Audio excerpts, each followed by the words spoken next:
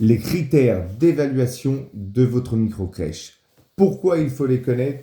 Parce que une fois qu'on les connaît, on pourra agir plus facilement dessus. Et vous ne devez surtout pas les négliger parce que ces critères-là, forcément, ils vont jouer sur votre note Google. Et aujourd'hui, quand les parents veulent mettre des enfants dans une microcrèche, la première chose qu'ils vont aller voir, c'est déjà effectivement est-ce qu'il y a de la place, mais les notes Google et les avis sur votre établissement. Un établissement qui a des mauvais avis, c'est mort, il ne pourra plus jamais revenir en arrière.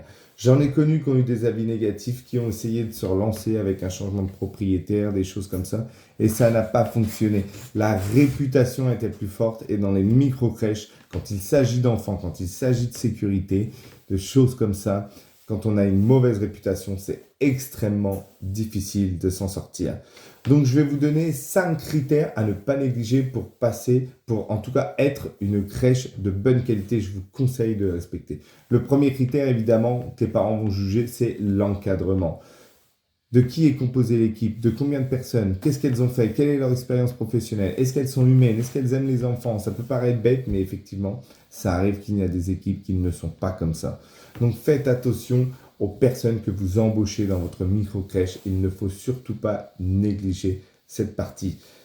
Prenez des personnes qui sont humaines, qui aiment le contact, pas seulement des enfants, mais le contact des parents. C'est ultra important. Évidemment, c'est important les enfants, mais ils doivent donner confiance aux parents. C'est eux qu'il faut convaincre, c'est eux à qui il faut donner confiance. Après, j'ai aucun doute, généralement, quand on travaille dans la petite enfance, on aime les enfants. Du moins, je l'espère. La sécurité et l'hygiène, c'est la chose la plus importante. C'est ce pourquoi les parents vont vous laisser leurs enfants dans la microcrèche. La sécurité et l'hygiène. Dans les motivations des gens, c'est ce qu'on appelle le SONCAS, le S, la sécurité vient en premier dans la microcrèche. Veillez à avoir une sécurité et une hygiène exemplaires dans vos cuisines propres, votre cuisine sèche à l'intérieur de votre établissement. Tout doit être bijou. Évidemment, le projet pédagogique, vous vous en doutez, il doit être bien construit avant même l'ouverture de votre microcrèche. Vous devez communiquer dessus. Qu'est-ce que vous faites comme activité, éveil sensoriel, motricité, musique, activité extérieure?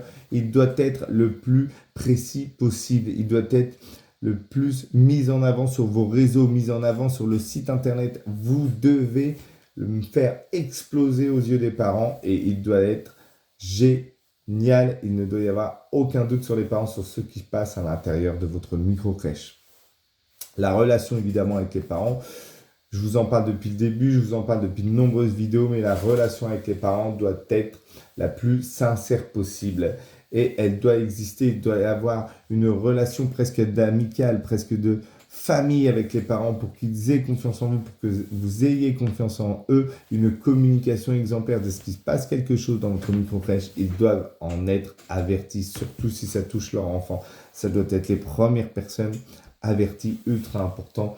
Misez beaucoup sur la relation avec les parents. Et enfin, je terminerai par l'environnement et l'ambiance dans votre microcrèche. Vous devez avoir une microcrèche qui soit lumineuse, qui soit accueillante, qui soit solaire, avec des belles couleurs, qui ne soit pas vétuste, avec des couleurs criardes et tout. Non, vous devez créer un environnement cocooning pour les parents quand ils attendent et un environnement cocooning pour les enfants pour qu'ils puissent passer les meilleurs moments de leur vie.